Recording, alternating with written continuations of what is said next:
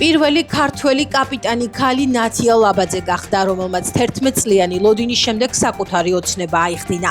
ნათია ლაბაძე ბათუმის საზღვაო აკადემიის კურსდამთავრებულია. საზღვაო ტრანსპორტის სააგენტოს ცნობით ამჟამად იგი კონტეინერ მზით გემზე კაპიტნის თანაშემწედ მუშაობს და მზად არის ჩაიბაროს გემის კაპიტნის პოზიცია და ეკიპაჟის ხელმძღვანელობა. საზღვაო ტრანსპორტის სააგენტოს ცნობით მათ მიერ 130 ქალი მეზღვაურია სერტიფიცირებული, საიდანაც 120 საკრუიზო გემზია დასაქმებული როგორც დამხმარე პერსონალი, რაც შეეხება დანარჩენ 10 ქალ მეზღვაურს. ისინი უშუალოდ მეზღვაურის კომპეტენციას ფლობენ, 4 მათგანი ამჟამად შორეულ ნაოსნობაშია.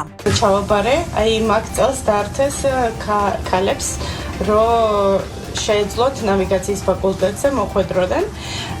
121 ვიყავით სულ მთლიანად კურსზე და ერთადერთი ქალი ვიყავით მე, გოგონა.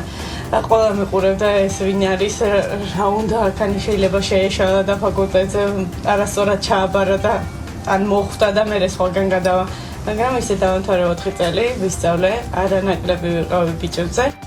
აღსანიშნავია, რომ საქართველოში ქალები გასული საუკუნის დასაწყისიდან ცდილობდნენ საზღვაო პროფესიებში დასაქმებას.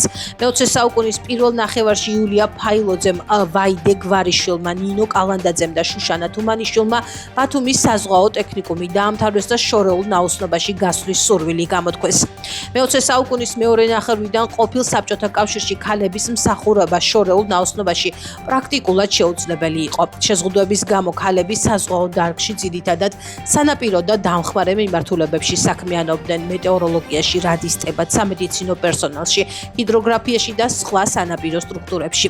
სწორედ ამიტომ ნათია ლაბაძის პრეცედენტი გამორჩეულია და საქართველოს იმ ქვეყნების გვერდით აყენებს, სადაც ქალს გემზე უმაღლესი თანამდებობის დაკავება შეუძლია.